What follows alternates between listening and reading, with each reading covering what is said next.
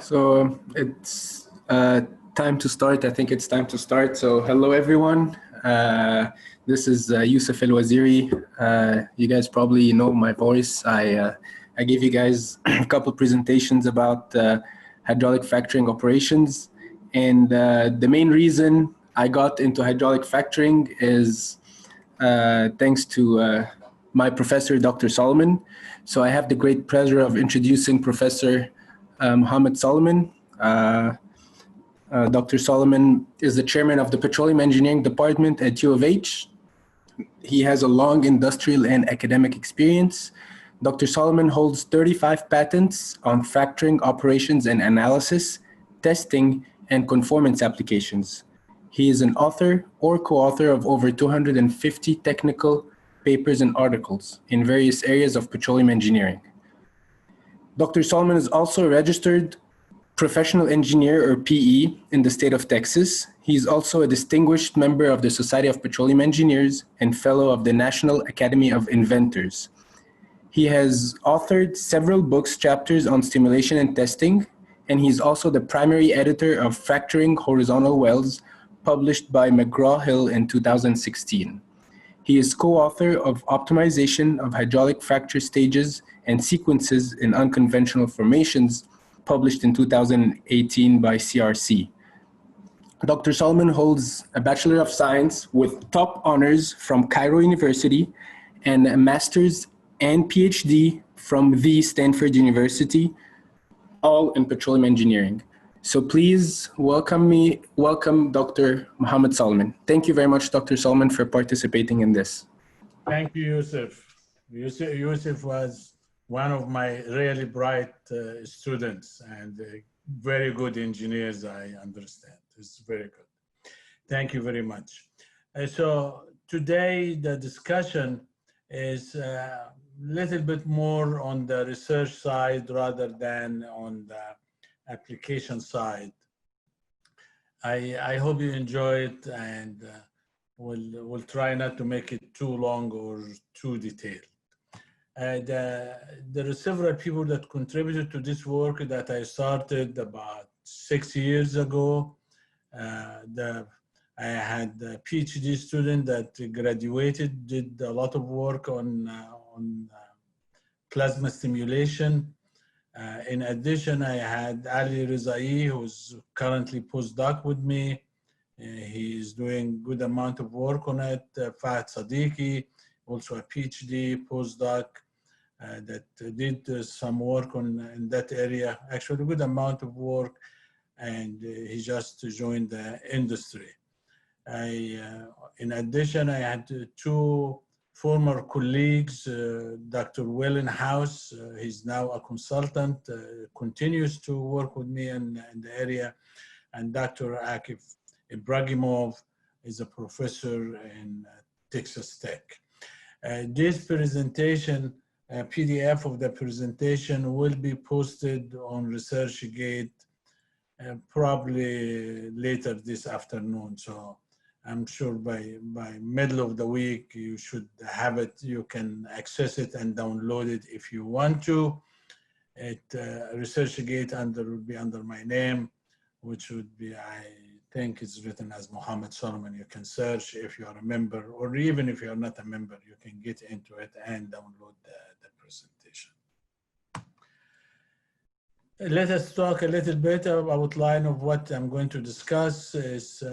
First, we'll talk about the benefits of waterless fracturing. What is waterless fracturing? The types of waterless fracturing as compared to hydraulic fracturing.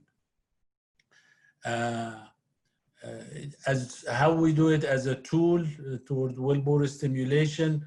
I'm going to discuss impact of other variables, not in huge details, but the rock type is important, stress and stress orientation, effect of saturation, effect of fusible link. I will tell you in a little bit what fusible link is. And we'll talk about the electromagnetic waves that maybe, or electromagnetic field that is generated when you run plasma stimulation. and then we'll talk about quick summary, and you're going to have a quiz and make sure that it is not too complicated. Why waterless fracturing? Well, when we run a hydraulic fracturing, especially when I fracture a horizontal well and try to create sometimes in excess of 100 fractures in one horizontal well. Horizontal wells is now a lot longer than we used to have. So you can talk about in excess of 1 mile of horizontal well that you are going to fracture, and sometimes over 100 fractures.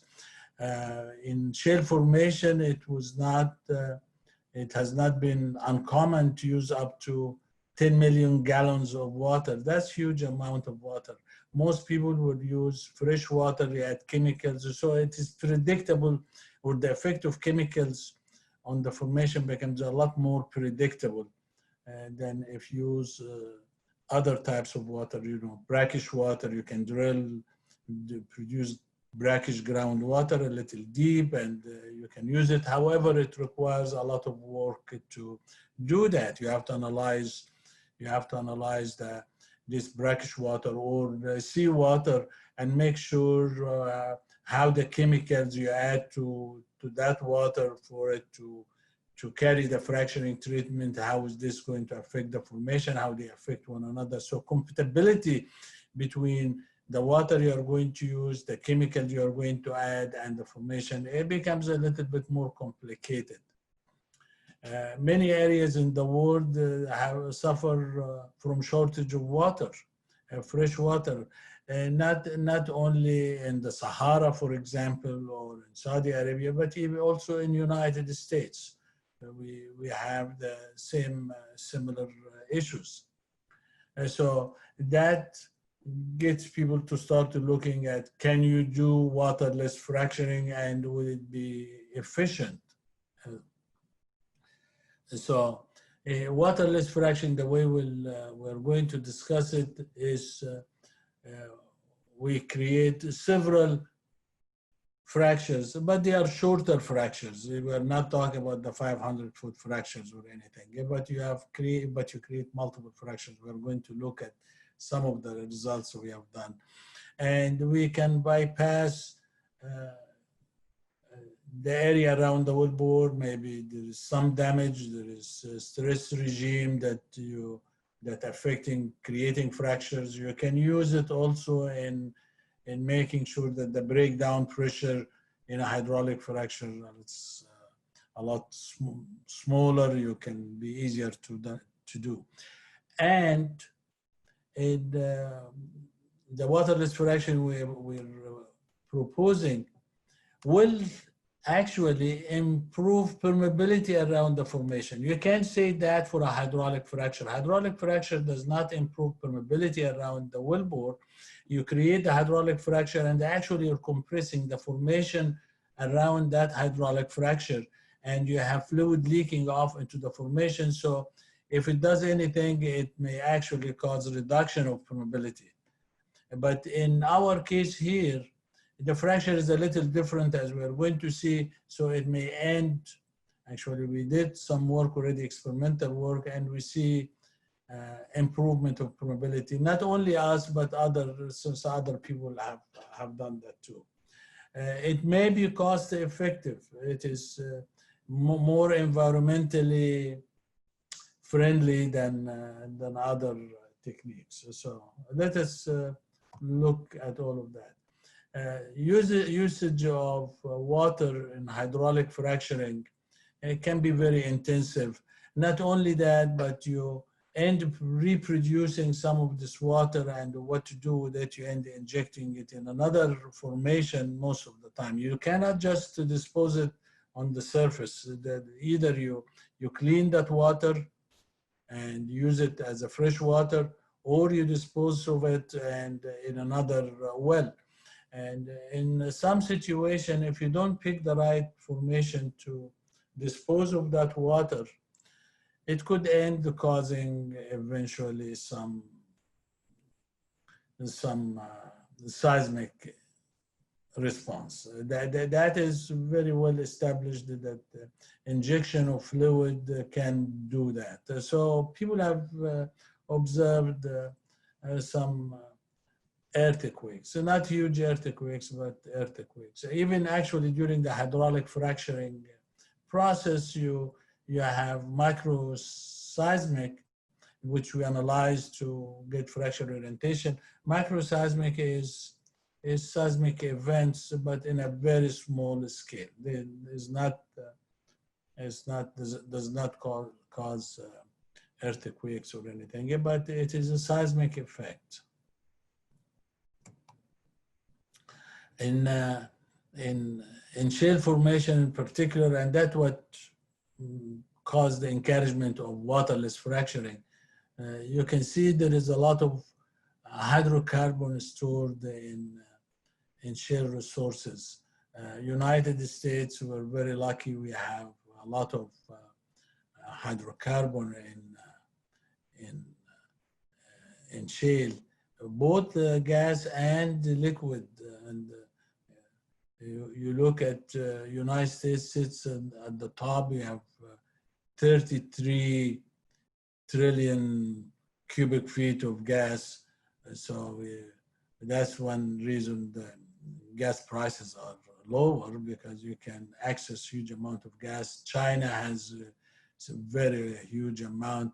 With China, we are not absolutely sure about the numbers because, in the United States, they are more published than most other countries. When the government is releasing information, it is under a controlled fashion. Even in the United States, where, that's also an estimate. I'm not going to get into fracturing shale, although it is very interesting thing to discuss, and it has a lot of interesting ideas behind it. But for example, you look at shale is not exactly clay. So when we say shale formation, something like shale, like the Barnett Shale, that is quartz rich, becomes brittle.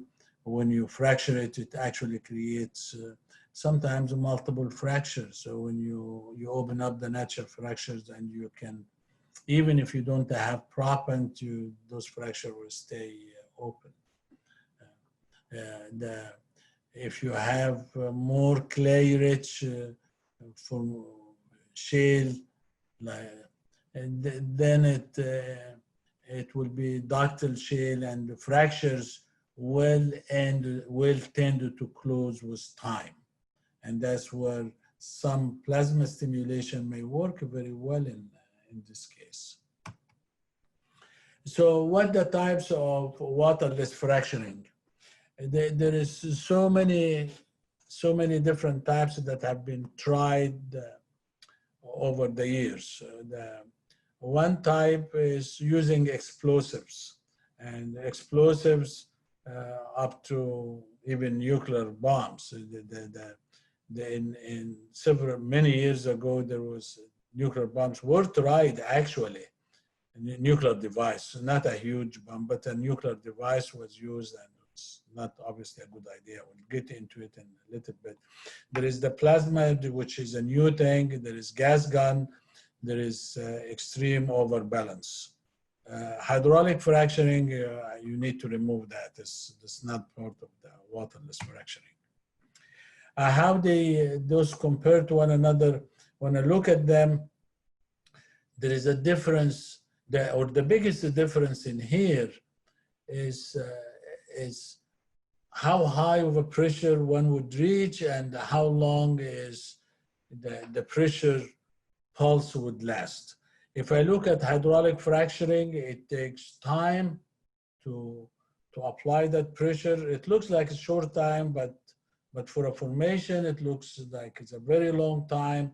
It reaches 5,000, 10,000 PSI downhole. It may take several minutes to reach that fracturing pressure. and the job you inject, it can be many minutes, or in the when we look at the massive hydraulic fracturing in the 70s were hours. Since it takes a very long time, the fracture orientation is controlled by the orientation of stresses. So as we all know, fracture will propagate perpendicular to minimum stress in a hydraulic. And when we go to the other extreme, so before I leave hydraulic fracturing, so people will use, since it is taking a fairly long time, relatively speaking, one uses the static properties of the rock. It's all controlled by stresses.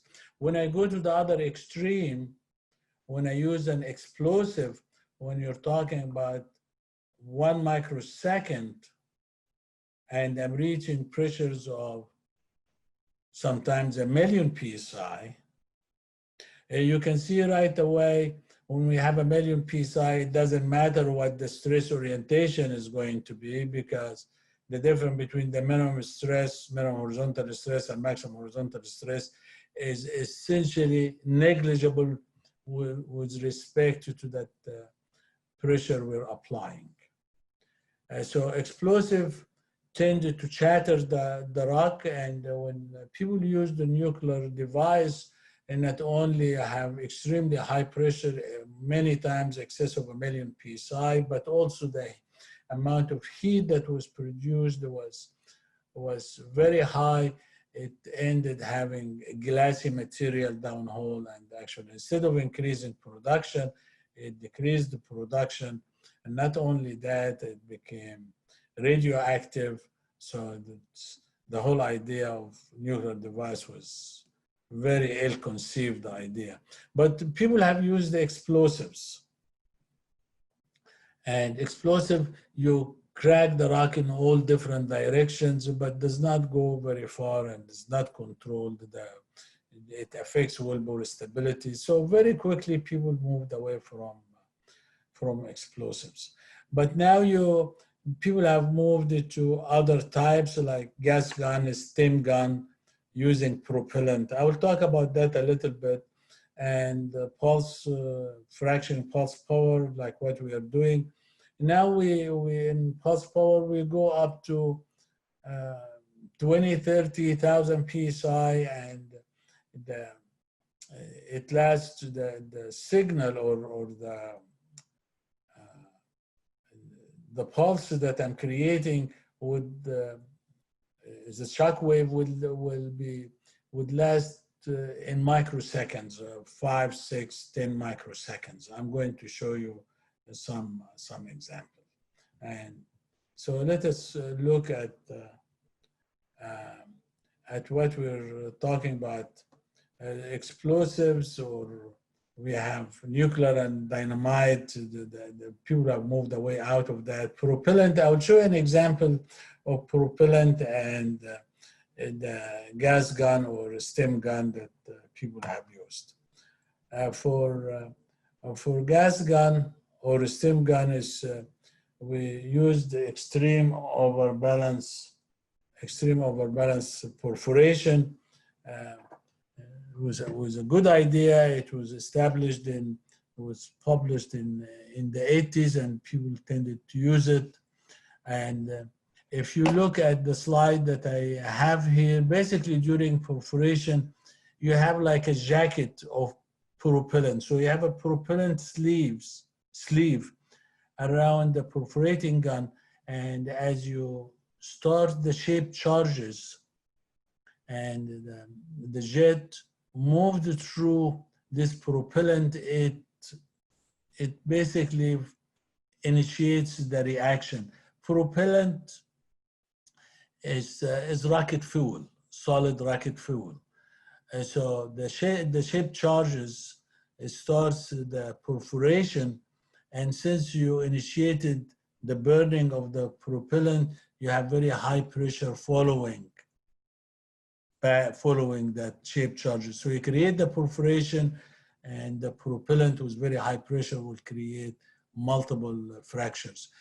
People have created other ideas and attached to it by saying, oh, okay, not only that, I can go on the surface and I have liquid nitrogen here that or nitrogen, compressed nitrogen, I'm going to, once we start, we support that propellant with share, with compress the gas and maybe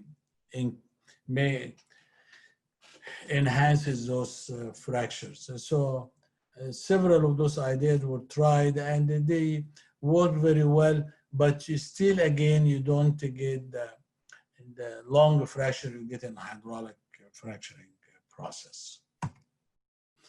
Let me show you this slide. I don't know whether you'll be able to see it or not, but this is a propellant trial on the surface, and I'm not going to show the whole movie. I'll just show you a couple of minutes. You can see it cracked the rock in multiple directions, but here you don't have any directional stresses. So it is a simplified example, but it shows you what happens, including in pulse fracturing. So let's go into pulse fracturing. Basically, I'm not completely not using water.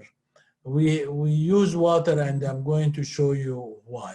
Use water for two reasons.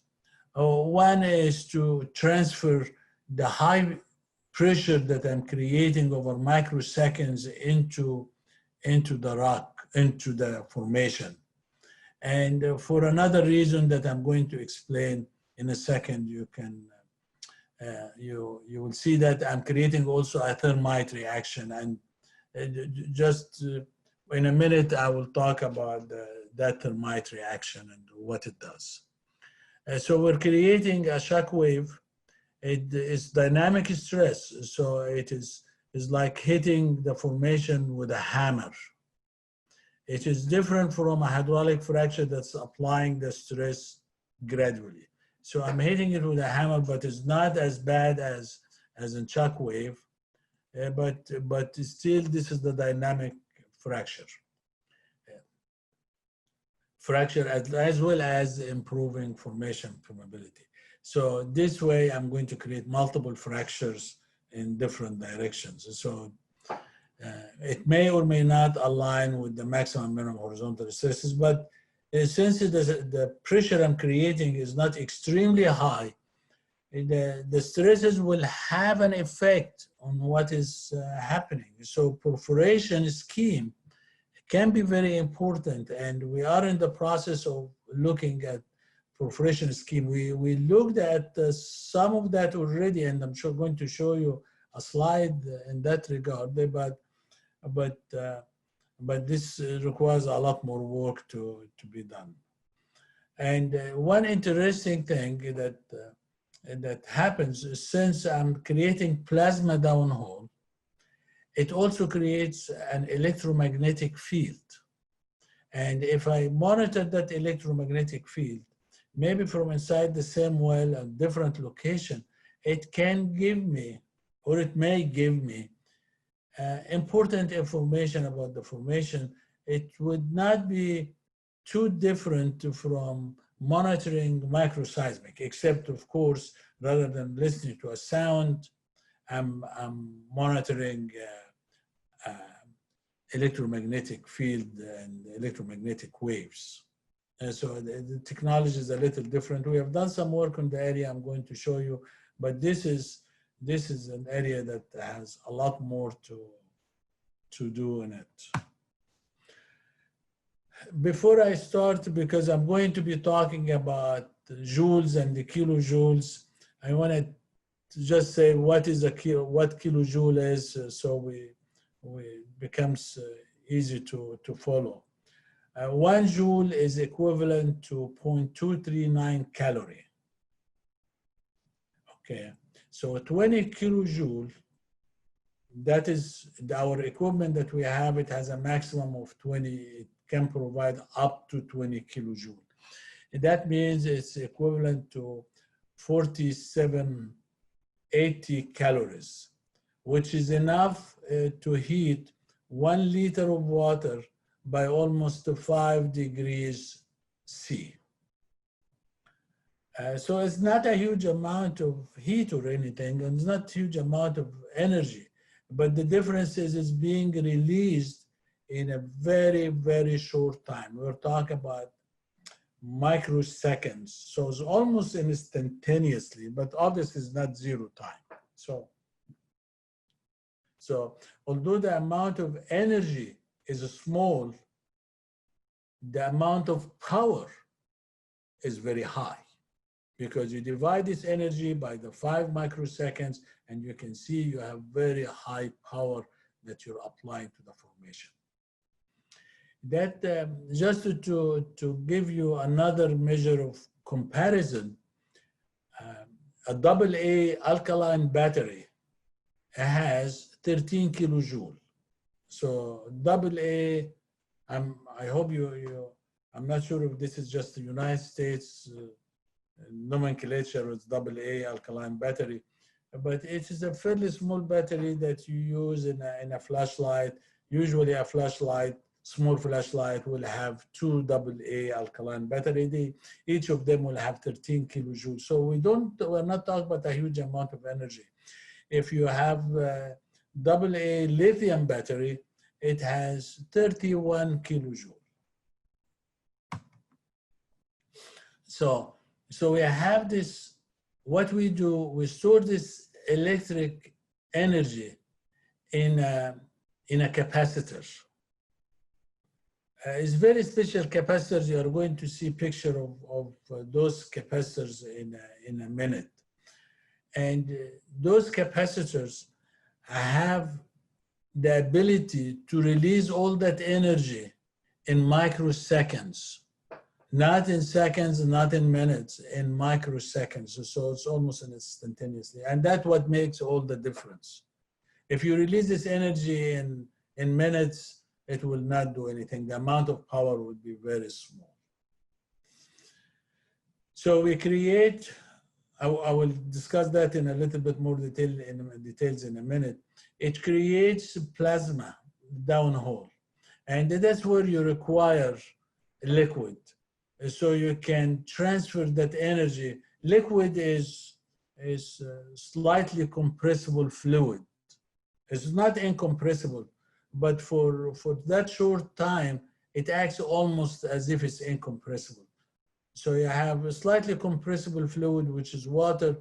It transfers, you're creating that bubble, and it transfers this energy very quickly to the wellbore and into the perforations. So it goes everywhere around to the rock surface. In addition, you see I have, let me look at, as you are going to see, I'm transferring this electric energy to electrodes, and the electrodes, if short distance between them, it will create that plasma bubble. But I can enhance that plasma bubble by transferring this energy not through the liquid, but through a wire, very, very thin wire. You can use various materials. So far, we have been using aluminum, but we are looking at using a different material. We're going to investigate that. But what happens to the aluminum burns. It requires that much energy. The aluminum burns and convert into plasma. So actually, the amount of energy we put in gets multiplied by the burning wire. Aluminum will burn in water when you add enough energy. But you end up getting more energy out of the system than you put in. So we're not creating any new thing, but it looks almost like you're creating more energy than what you have. But that's, you do that because of the thermite reaction of the wire with water. Other material may work. Some of them the reaction will happen even before you add energy into the system.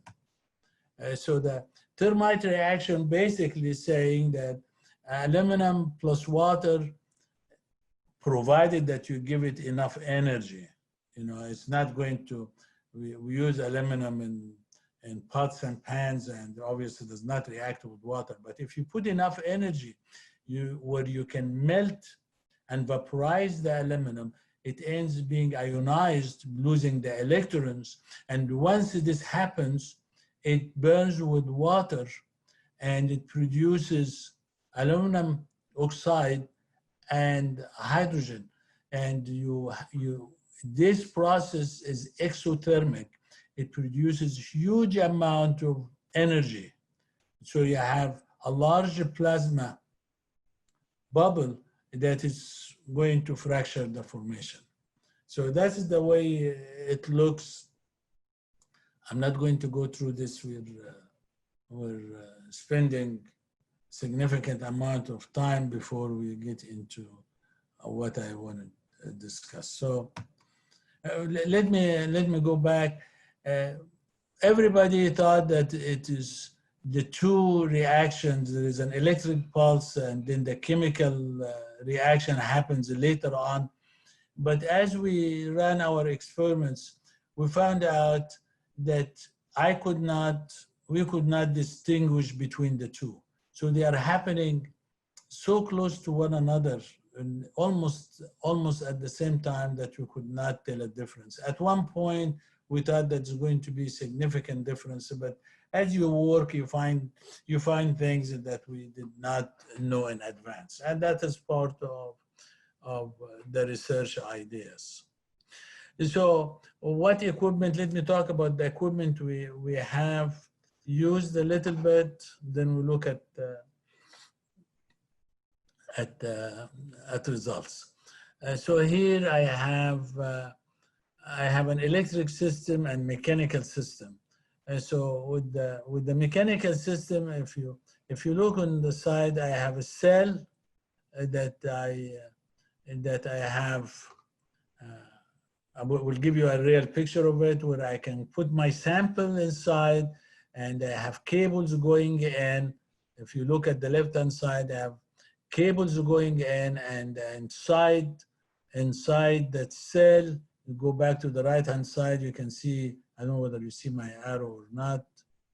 You can see there is a fusible link coupling these two electrodes. The positive and negative, I have a wire, very thin wire, very, very thin wire that I've got here. That's where that wire is the one that is going to burn. The way the equipment look like is like you see here, the light blue big boxes there, those are the capacitors.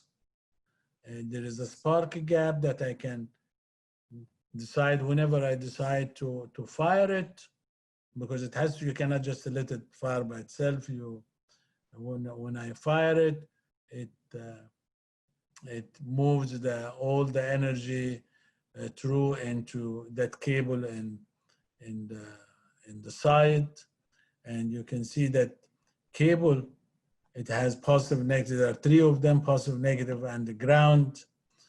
And you end having the positive and negative in the very large side. You have electrodes, and you can see the fusible link is, in order to use more of it, we coiled it, and this is insulated, so you can burn more aluminum. The more aluminum you burn, the more energy produced, but there is a limit for it, because if it's too long and it may not burn. If it is too wide, it will be easy to transfer the energy, so it may not burn either. So there is an optimization process here that, we created the calculations to make sure that we do the right thing.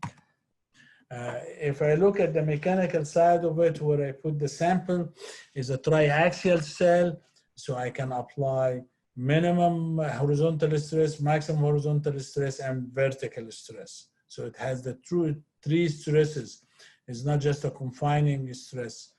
So the three plates, three solid plates, and then I have three plates that can move. And I move those plates using those hydraulic pumps. And you can see there are three hydraulic pumps, one controlling the minimum horizontal stress, maximum horizontal stress, and vertical stress. One of the things we do is, or we're planning to do, is to look at horizontal wells, and because in horizontal well, the or arrangement of stresses is different from vertical one. And here I have, you can see in the very right-hand side, you can see a sample. This sample is 14 inch by 14 inch by 14 inch. So it's 14 inch cube. 12 inch is about 30 centimeter, 30.48 centimeter.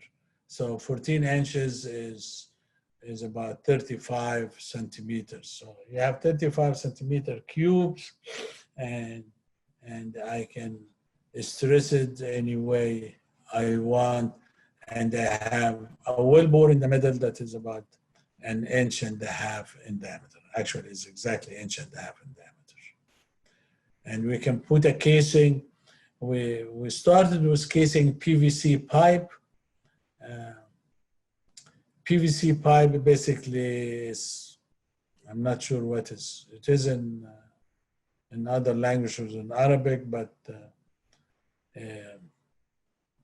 it's almost like plastic, but it's not plastic. It's PVC. It's a hard material. But we are going to be trying steel pipes. We are going to be trying aluminum pipes, and so on and so forth. And we monitor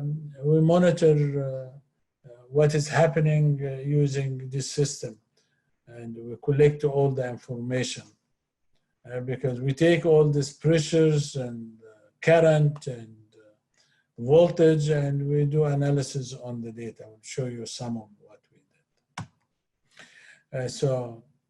One of the things, like for example here, I'll show you that after we fractured the rock, you can see the created multiple fractures. They go in different directions.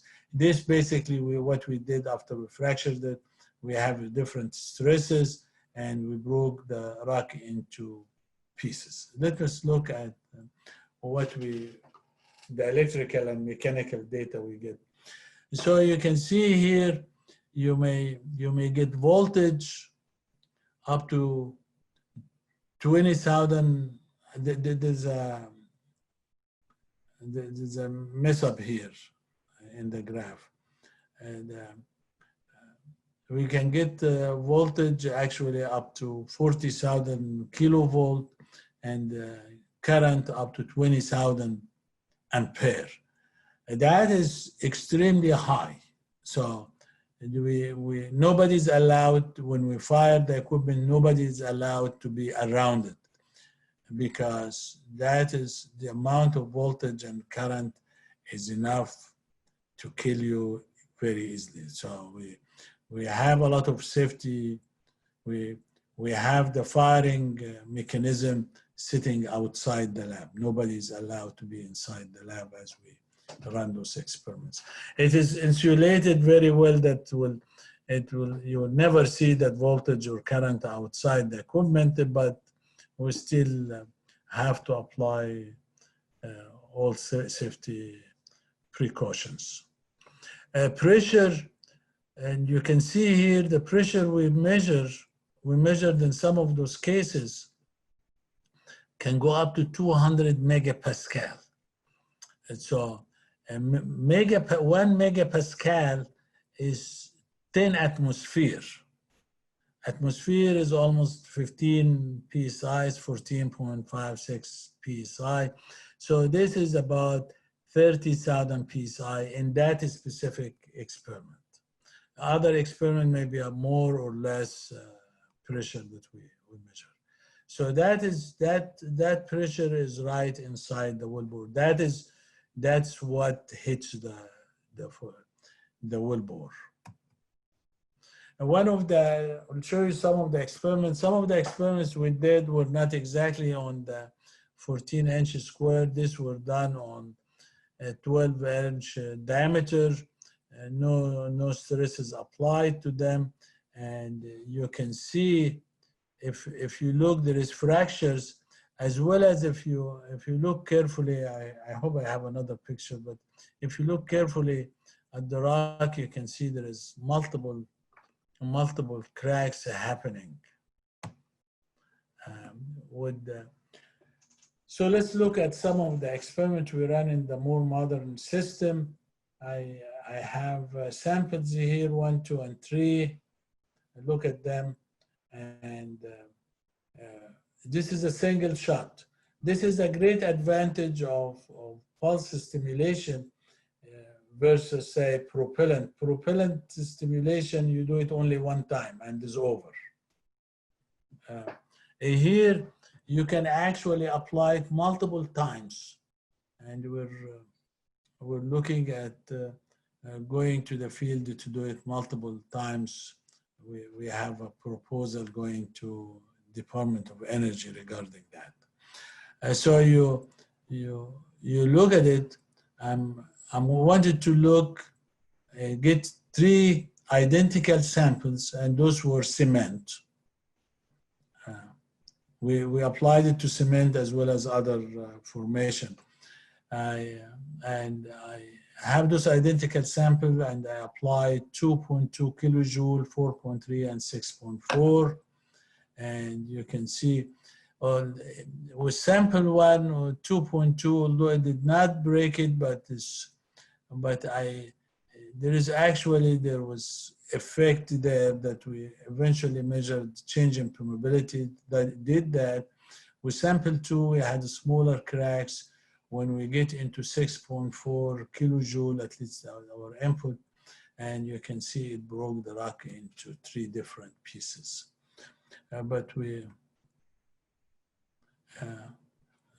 Here is the 4.2, and you see we took a picture. I should not say I, because most of the work was done by my postdoc and my graduate students.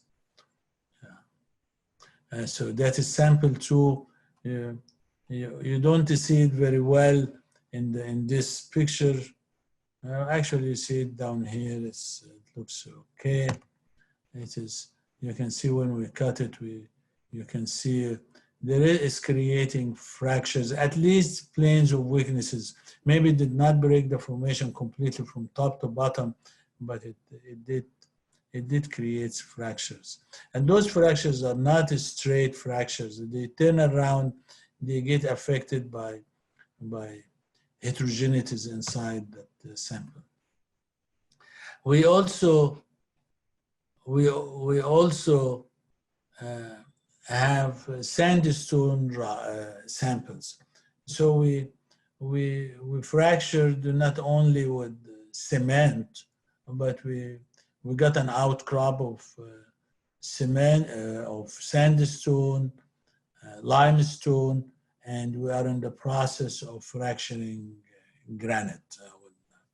I will mention that at the end if I remember. So we did various samples here to look at them, and found out that again with sandstone we created horizontal fractures in the rock. There must have been, as you can see here, the picture on the bottom picture on the right hand side, there must have been some planes of weaknesses in the sandstone, so it cracked it at that level. So we looked at, we wanted to see the effect of permeability. So with single shot sandstone, we looked at this. You can see you create fractures. The process is a lot more complex than you would see in hydraulic fractures. And it may be a little difficult to see the cracks, but you can see cracks all over the sample, which it tells me is going to be a very significant increase in production. It may even be better than hydraulic fracturing, except it does not go far in length, unless of course we go back and we do multiple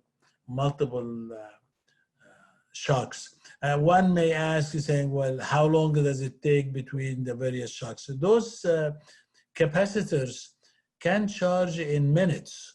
So one can, within an hour, you can apply 20 different shocks. So it doesn't take a huge amount of time.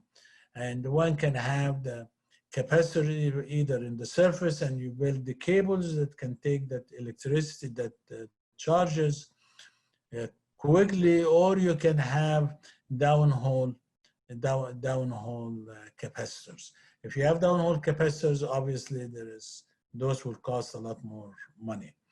Even the capacitors we have in the lab, they were very, very expensive, because that's very special capacitors that can release the energy in microseconds. So it's not your regular capacitors that you buy from stores. It's actually, in order to get them, we had to explain to the vendor exactly where we are going to use them, where they are going to stay. They cannot be sent outside the country, and so on and so forth. With limestone, here you can see this is example that we ran in limestone. This is again an outcrop. So we pay some company money to cut the outcrops and bring them to us. And you can see there's multiple fractures that were created. So we're looking the same sample you saw. This is at 11.9 kilojoule, and I'm going to show you pictures close to the wellbore, so you can see the fractures. Actually, multiple cracks were created. They're jumping around. In another side, there is a weakness in the limestone, so it created multiple cracks. This is creating multiple cracks here is a lot easier than in hydraulic fracture, because this is dynamic frac. It's not a hydraulic fracture where it's more or less following a static behavior. You can see the fracture turned around in actually creating one fracture, broke into two different fracts, one main fracture that's turning around, another smaller fracture that you can see here on the left. And then we applied the stresses, and we wanted to see what happens when perforation are aligned with the maximum stress, where you create a hydraulic fracture, but here, again, the dynamic fracture. So we want to see effect of perforation. This is an initial presentation. And I may have forgotten to tell you, there is multiple papers that were written that we wrote on the subject. I kind of ignored to give you a list of the papers, but in the version that I'm going to put in ResearchGate, I'm going to add a page with the slide, the presentation, and the paper numbers that we published on the subject. Okay, you can see here what happens when you run perforation aligned with the stresses. It makes it a little easier. But you still create multiple fracts. So it does not necessarily just to follow the perforation, but you can see on the left-hand side, you can see where some of the fracts came out of perforation, some turned around the wellbore and moved in different direction. Here, now when I made it orthogonal to perforation, perpendicular to that. The perforation and maximum stress are perpendicular to one another. So basically, the stress had some significant effect, and you can see this fracture that was created away from the wellbore. Now, this was a very interesting experiment that the results were almost the opposite to what first we thought would happen. And it tells you why research sometimes is, not sometimes, actually, all the time is really important to do.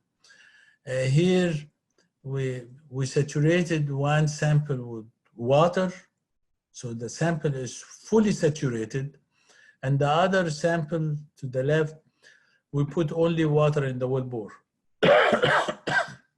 The rest was air, and we hit it with large shock wave, and you can see the one saturated with water, it broke into many pieces, but the one that was not saturated was broken into million pieces. You can see that saturated with water, there is a pattern to it. It broke in different direction, both vertically and horizontally. The one that was not saturated, but the wellbore was full of water, so we have that effect. You can see that it broke into many pieces, and even parts came as grains. So it tells me that it would work very well also in gas reservoirs, not only in liquid reservoirs. Aluminum generates extra pressure.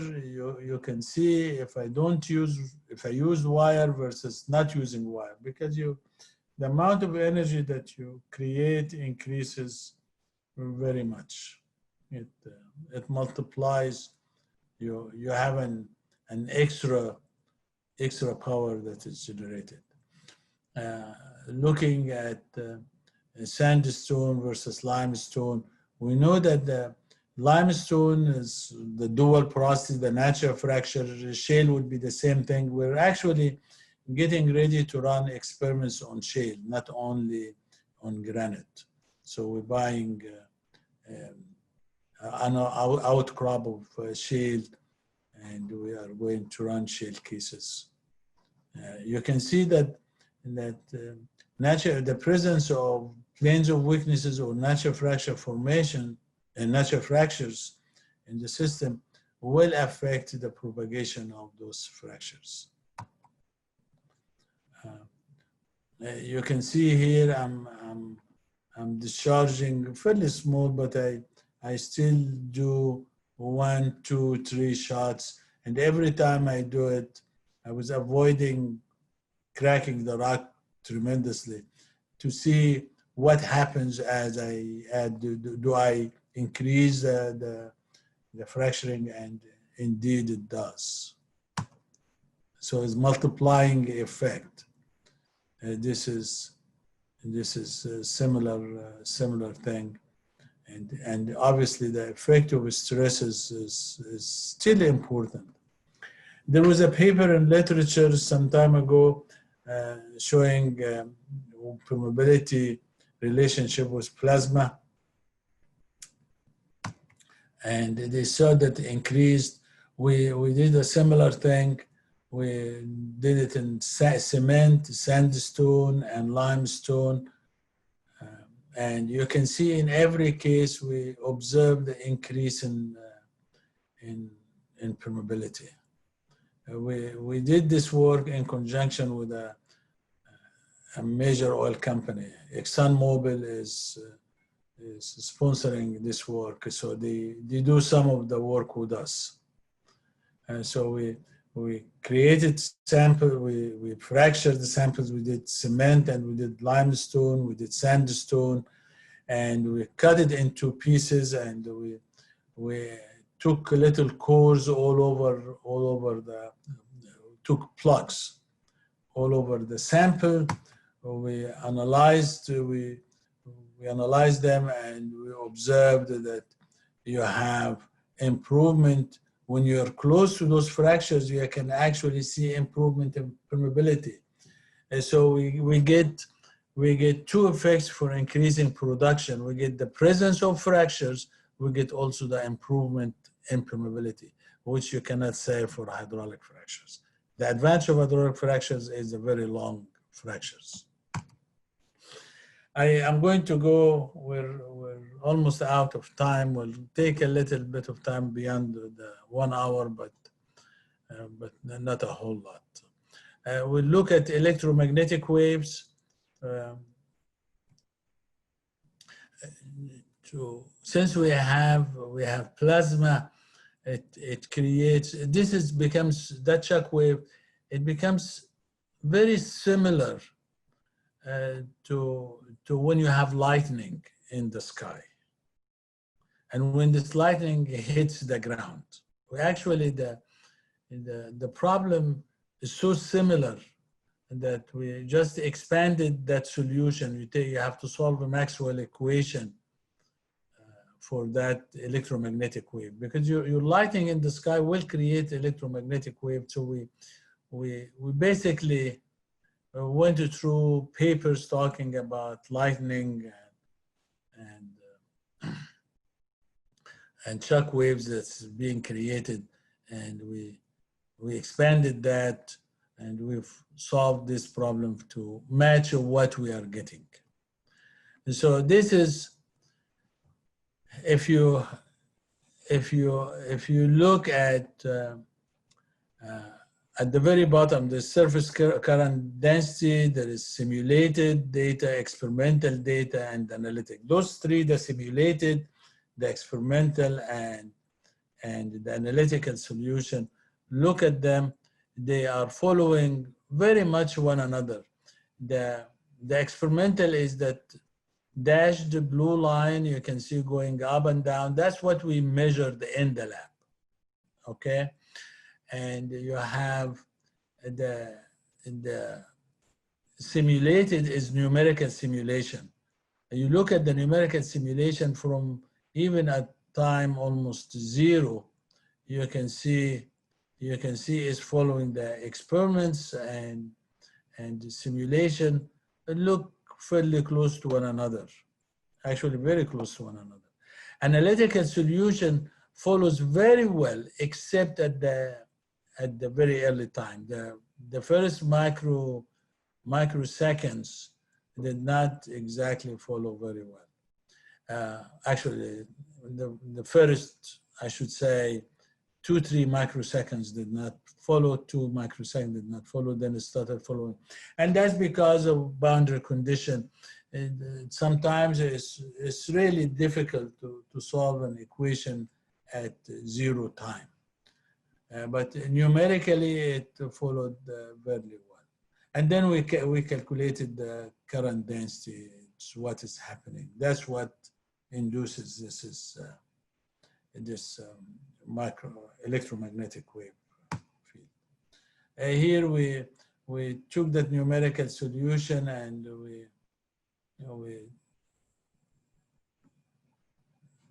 it is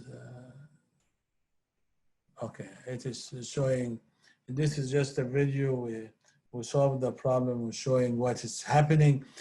Basically, this what this tells me is if I put a receiver somewhere in another well or inside, if it's a horizontal well, inside the horizontal well, some distance away, I will be able to measure that electromagnetic wave, and it is very possible to tell something about the formation.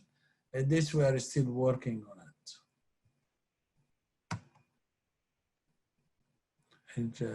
It requires very strong mathematical work to do that. So this is, in summary, I'm not going to read all of that. I basically told you all that stuff, but when you download, let me just go through everyone to make sure it's in the presentation. So here is the summary. We're we have, in addition to simulators that exist in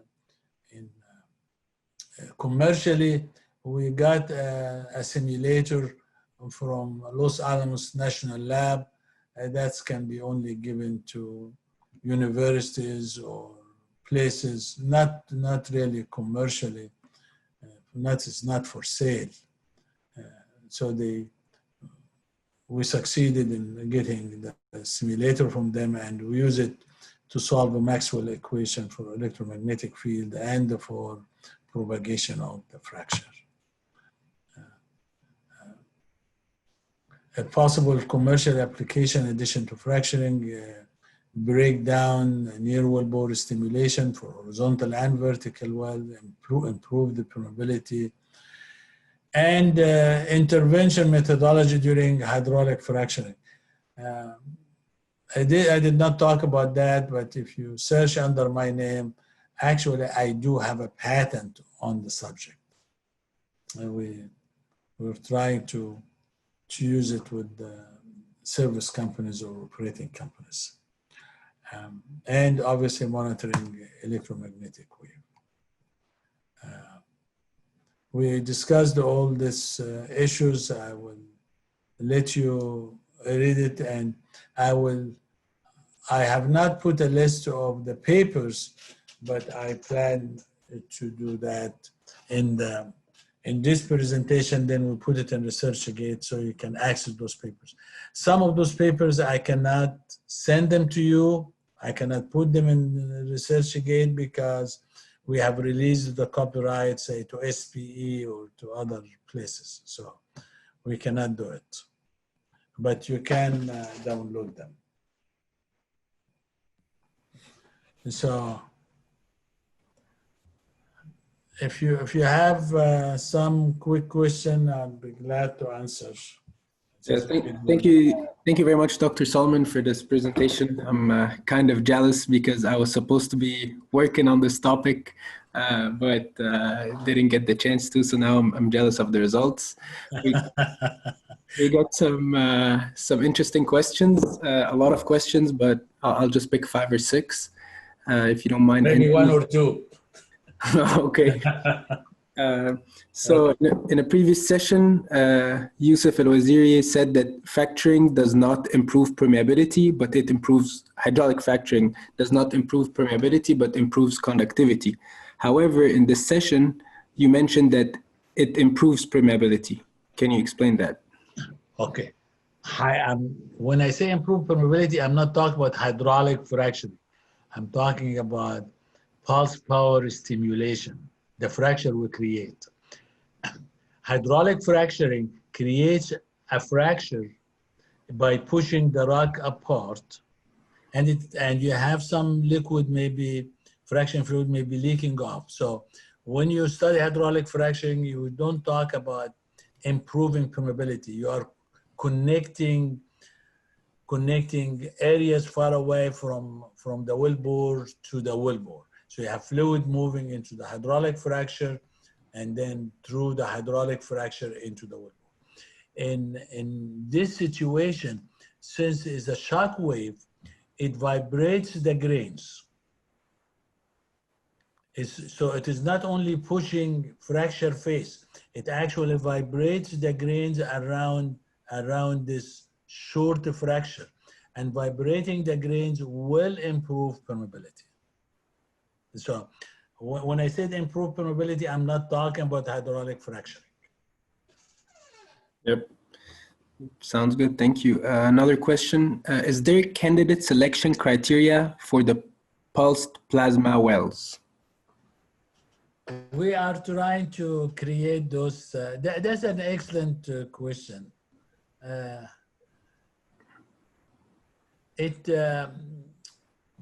Yeah, I have not built it yet, but I can think of, yeah, that would be something we will need to do. That's a very good, not only a question, but a suggestion. Perfect. Another question is, what keeps the fracture from closing if we're not injecting proppant during the production lifetime of the well? A very interesting question. In shale, many times we don't even inject the proppant. The shear effect on those fractures will keep them open. Beside the vibration of the grains, what we notice is that there's always grains that get separated, and those fractures, at least in pulse, in a shock wave like this, you remove layers of grains that stay inside that fracture. So it could become self-propped. Right, good question. Perfect. I got another question here. What frac simulator did you use for these simulations?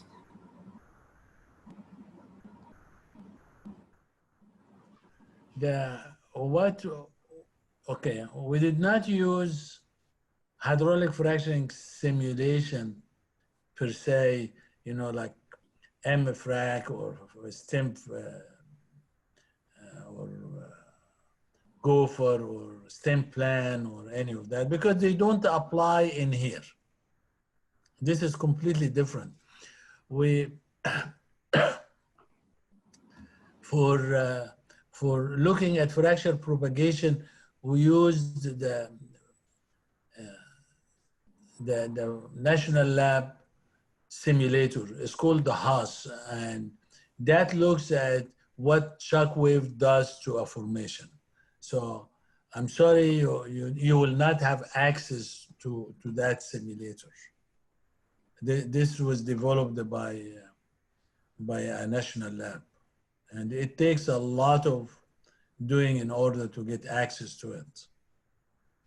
Yes. One last question, if you don't mind. Does this pressure transfer to different areas of the wellbore, or is it limited to the area around the perforations?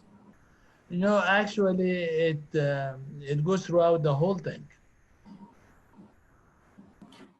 It goes throughout the whole tank. It's interestingly enough, even if you don't have perforation, you can fracture the rock. It's difficult to believe, but unless your casing is so rigid, because that high pressure gets the casing to expand. In our experiments here, we use the PVC pipe. So it was easier for the casing to expand. And even if in one case, we did not have perforations at all, we wanted to see what happens, and it still fractured the rock. When you have perforation, it is an easier way to move the shock wave to the formation. So you don't have to do it right around, but the way we are thinking about it, especially in horizontal well, is still perforate, create the signal right around the rock, because that's where it is most effective, around the perforation, and then move it to another set of perforation and so on, and you keep moving back from deep into the horizontal well into near the heel of the wellbore. We are proposing right now a project for DOE where we want to apply this technology down there for geothermal reservoir, not an oil reservoir. Perfect. Thank you so much, Dr. Soliman. Well, we got a lot of questions, but for the heck of it, I'll ask one last one.